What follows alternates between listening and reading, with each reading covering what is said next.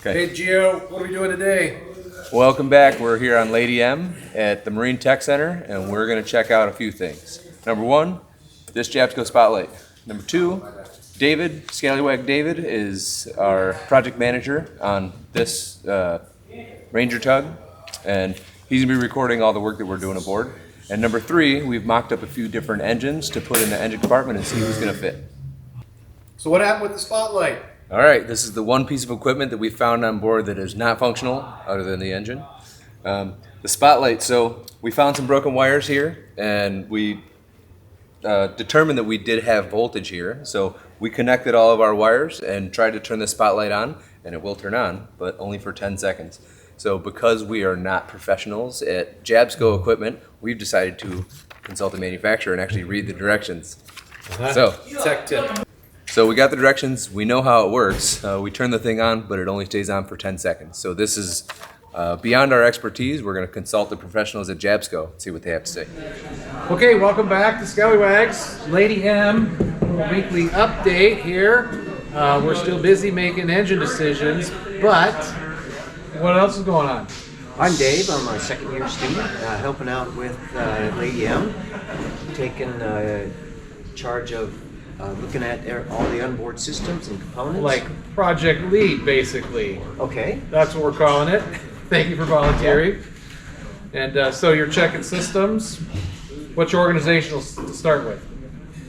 Well, we've broken it down into electrical, mechanical, and other systems. We've gone through all the components. We've gone through all the electrical components, recorded all the information. Don't have an engine, so we haven't not looking at that part yet. No, but it's still a good time to test. And what kind of shape is she in? Oh, she's in really good shape. Almost everything works. The only thing we found that doesn't work is the Spotlight. We need to put in a couple new batteries, a couple battery banks. Yeah, I think you said they were like 2016, so it's probably time. Yeah. Yeah, so there's a lot going on. There's a bit of other students working on it and stuff, but I just wanted everybody to introduce to you project lead, and I'm hoping the other electrical students are going to go through and do the same thing. And we can test the systems more than once, because that's authentic learning. Like where are the switches and how does this work? You plugged in shore power. Yep. It's a pretty comprehensive test. I saw your list. Yeah. And so we're excited. We're going to make sure that this boat is perfect, meaning everything works. It's pretty close already. Yeah. It's in good shape.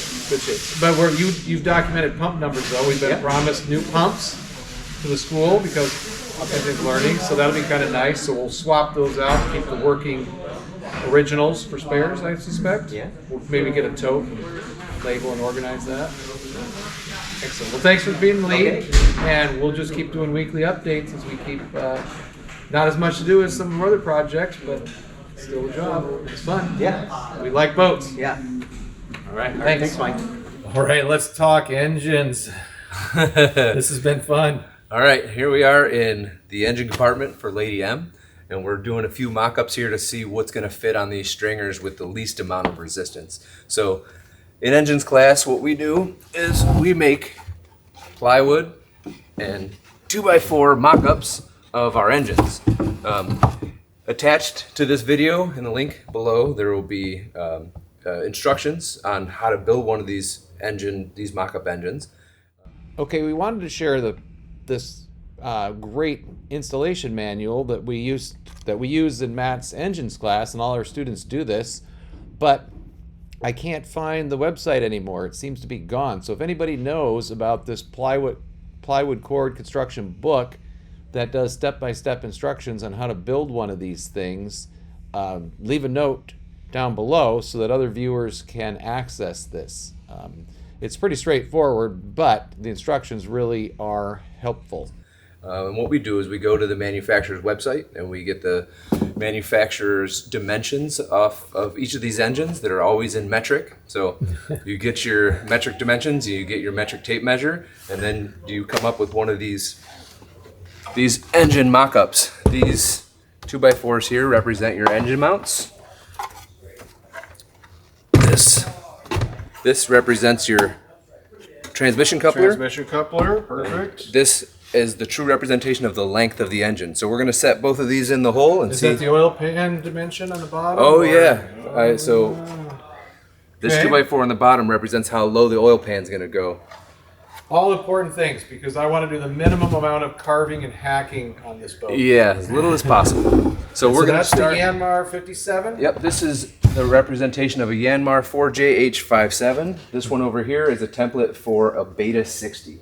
Yeah, we just did Beta on Home Again, so we're familiar with the Betas, but we also did the Yanmar on King's Pride. So these are a Yep. couple of our favorite contenders right now. So Wait, what is this? this piece of plywood here represents our water pump, which is one of the most important things to access for maintenance on the engine. So we put this at the proper height. Once this engine with this engine installed, this is a representation of exactly where our Where water the pump's impeller going to be. cover will be for the seawater pump. Yep. Okay. So let's see how this guy fits. Yeah. Nice job on the build, by the way. Oh, tough time getting the water.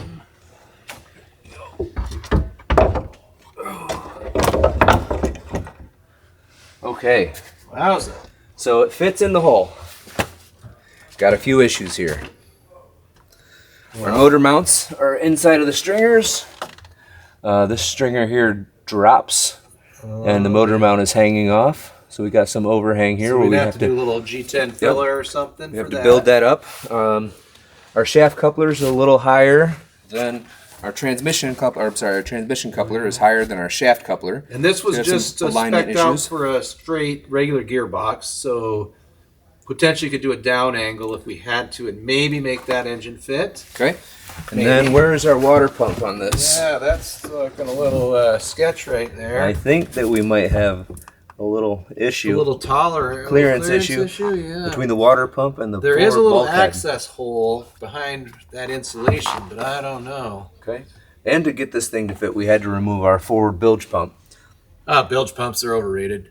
I right. see.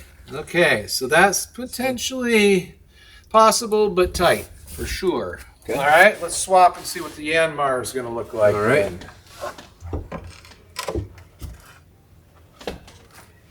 If only a repower Thanks for was that building simple. these. This is awesome. Oh, I had a great time in the wood shop with my metric tape measure. All right, and this is our Yanmar 4JH57 template. Turns out we're a Again. little biased. What do you have in your boat? I have this same engine, common rail, 57 horsepower Yanmar. That's right. We did a video on your engine. Yep. You and Miss Julie. Let's see. Turns out Black Pro got a new 4JH too a couple years ago. Come all the way back to the coupler. Look at that. Ooh. So this Ooh. one is, what was it, 670 or so millimeters shorter? I forget, something like that. I knew it was shorter. So the coupler, This is a about 800 millimeter long engine block, and this one is about 960 millimeters long. okay. Wow, but look at that. So Look the at that, we coupler, these mounts fit down where the original Yanmar mounts were. Yep. And we're right on the stringers. There's no overhang that we wouldn't have to modify these stringers for the engine mounts to sit fully. And our drop in the stringers here is well forward of our aft motor mounts. And our shaft coupler and our transmission coupler alignment is almost Far perfect. Superior. Okay, and then we could actually put the bilge pump back in the factory location, I Oh, would look at say. that. Oh yeah.